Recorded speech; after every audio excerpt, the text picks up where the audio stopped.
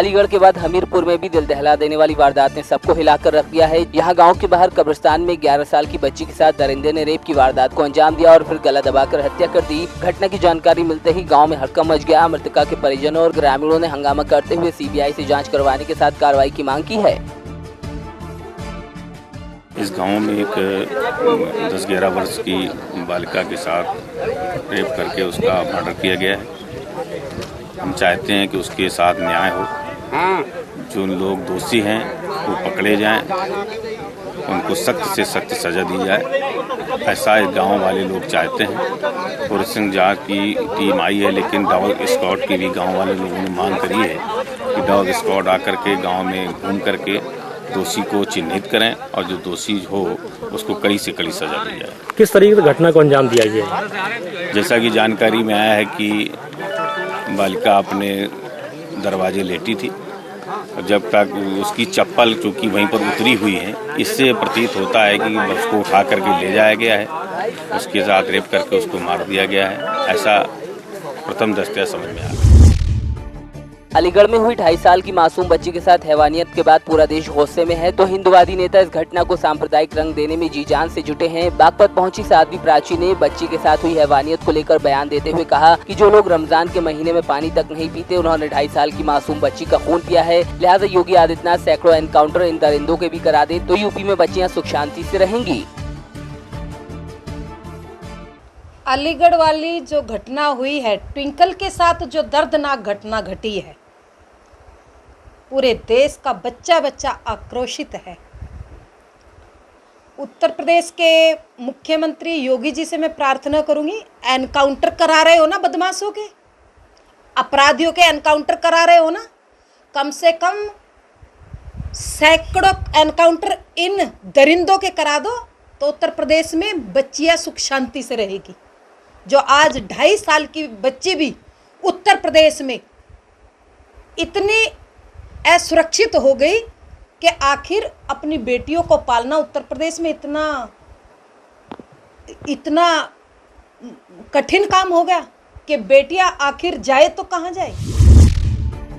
फतेहपुर सांसद और केंद्रीय मंत्री साध्वी निरंजन ज्योति ने बड़ा बयान दिया है। अलीगढ़ में मासूम बच्ची की निर्मम हत्या के मामले में उन्होंने कहा कि ऐसी घटनाएं समाज में संस्कारी गिरावट हैं। हर गांव और घर में पुलिस नहीं होगी, लेकिन दोषियों को फांसी की सजा होनी चाहिए। उसे तत्काल कार्रवाई की है। समाजवादी पार्टी की सरकार नहीं है, योगी जी की सरकार है। कहीं ऐसी घटना होती तत्काल उस पर कार्रवाई होती है और मैं समझती हूँ कि इसमें समाज के संस्कारों की गिरावट है। हर गांव में हर घर में पुलिस तो नहीं होगी ना, हमारे आपके संस्कार ही जीवित रहते हैं। तो मैं समझती हूँ कि जहाँ सरकार की जिम्मेदारी है, वहीं समाज की भी अपने परिवारों में अपने बच्चों में अच्छे संस्कार देने की आवश्यकता है। जो आरोपी पकड़ेगा उनके लिए किस तरीके की सजा होनी चाहिए? देखिए, कोई भी हो, कानून बना है, फांसी की सजा होगी और होनी चाहिए। फांसी सजा होनी चाहिए, इसमें होनी चाहिए बिल्कुल, जिससे दूसरा कोई दुस्साहस न जुटा सके किसी बालिका के साथ, किसी बेटी के साथ, किसी बहन के साथ दुष्कर्म करना। फतेहपुर जिले की सदर कोतवाली क्षेत्र के पूर्व पनी मोहल्ले में छोटे भाई ने बड़े भाई की लाठी डंडों से पीट कर हत्या कर दी और मौके से फरार हो गया। बताया जा रहा है कि भाइयों के बीच जमीनी विवाद को लेकर कहासुनी हुई थी, जिसने हत्याकांड की शक्ल अख्तियार कर ली। फिलहाल फरार आरोपी भाई की तलाश की जा रही है।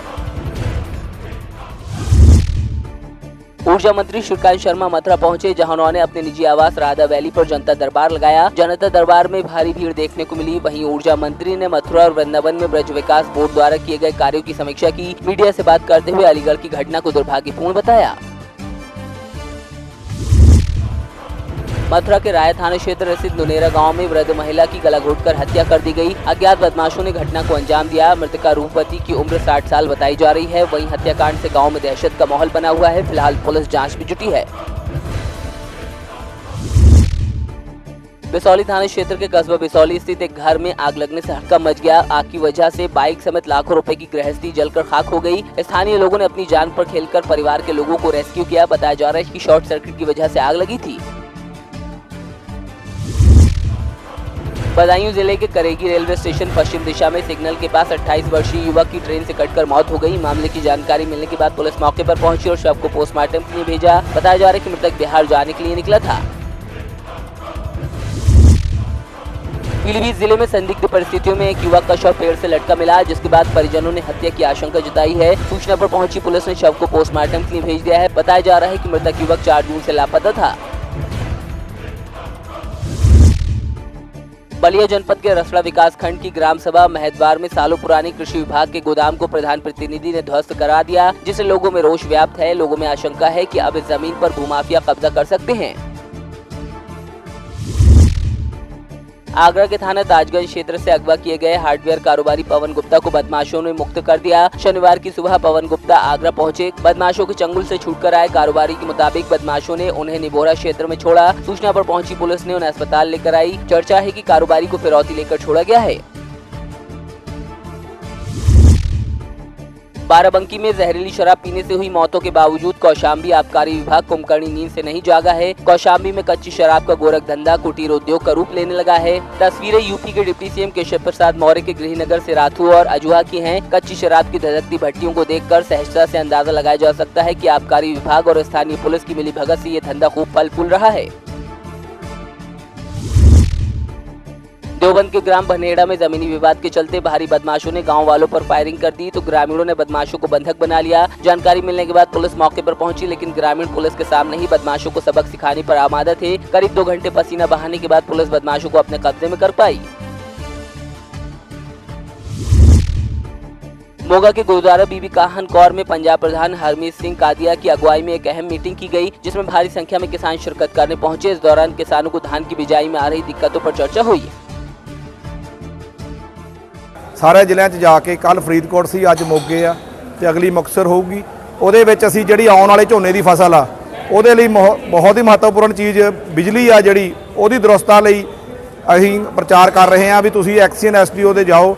ਸਾਡੇ ਜਿਹੜੇ ਪਿੱਛੇ ਜਿਹੇ ਮੀਟਿੰਗਾਂ ਵੀ ਐਕਸੀਅਨ ਲੈਵਲ ਚੰਡੀਗੜ੍ਹ ਅਸੀਂ ਕੀਤੀ ਸੀ ਚੇਅਰਮੈਨ ਸਾਹਿਬ ਨਾਲ, ਉੱਥੇ ਸਾਨੂੰ ਵਾਅਦਾ ਕੀਤਾ ਗਿਆ ਸੀ ਵੀ ਤੁਹਾਡਾ 24 ਘੰਟੇ ਟਰਾਂਸਫਾਰਮਰ ਫਿੱਟ ਕੀਤਾ ਜਾਊਗਾ। ਸੜ ਗਿਆ, ਤੇਲ ਚੋਰੀ ਹੋ ਗਿਆ ਤੇ ਨਾਲ ਵਾਅਦਾ ਹੋਇਆ ਸੀ ਜਿਹੜੀਆਂ ਰਿਪੋਰਟਾਂ ਲਿਖਾਉਣ ਦੀ ਗੱਲ ਸੀ ਵੀ ਜੇ FIR ਲਿਖਾਉਣੀ ਆ ਤਾਂ ਉਹ ਬਿਜਲੀ ਮਹਿਕਮਾ ਲਿਖਾਵੇ। ਬਿਜਲੀ ਮਹਿਕਮੇ ਦਾ ਸਮਾਨ ਚੋਰੀ ਹੋਇਆ, ਕਿਸਾਨ ਨੂੰ ਉਹਦੀ ਦਰੁਸਤਾ ਨਾ ਪਾਈ ਜਾਵੇ, ਉਹਦਾ ਪਹਿਲਾ ਟਰਾਂਸਫਾਰਮਰ ਚੇਂਜ ਕੀਤਾ ਜਾਵੇ, ਬਾਅਦ ਜਾ ਕੇ ਜੋ FIR ਜਾਂ ਰੋਜ਼ਨਾਮਾ ਲਿਖਾਉਣਾ ਉਹ ਬਿਜਲੀ ਰਾਮ ਲਿਖਾਈ ਜਾਵੇ। MD ਸਾਹਿਬ ਨੇ ਇਹ ਹੁਕਮ ਜਾਰੀ ਕਰਤੇ ਆ ਸਾਰੇ ਪੰਜਾਬ ਦੇ ਵਿੱਚ ਵੀ ਪਹਿਲ ਦੇ ਆਧਾਰ ਤੇ ਉਹ ਮਹਿਕਮਾ ਆਪਦੇ ਵੱਲੋਂ ਕਾਰਵਾਈ ਕਰੂਗਾ, ਪਰ ਟਰਾਂਸਫਾਰਮਰ ਪਹਿਲਾਂ ਕਿਸਾਨ ਦਾ ਰੱਖਿਆ ਜਾਊਗਾ।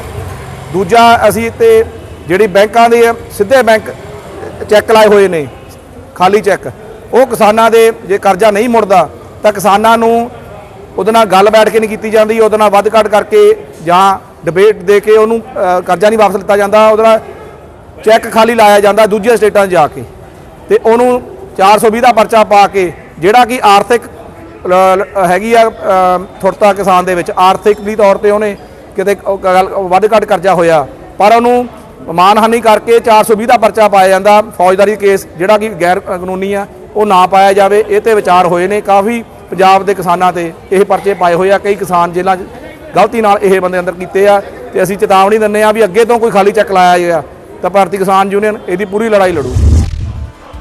फाजिल्का के अबोहर गंगानगर रोड पर 2 बाइक्स की आमने सामने जोरदार टक्कर हो गई, जिसमें 2 लोगों की दर्दनाक मौत हुई है, जबकि एक युवक बुरी तरह घायल हुआ है, जिसे प्राथमिक उपचार के बाद बठिंडा रेफर किया गया। फिलहाल पुलिस ने मृतकों के शव को मोर्चरी में रखवाया है।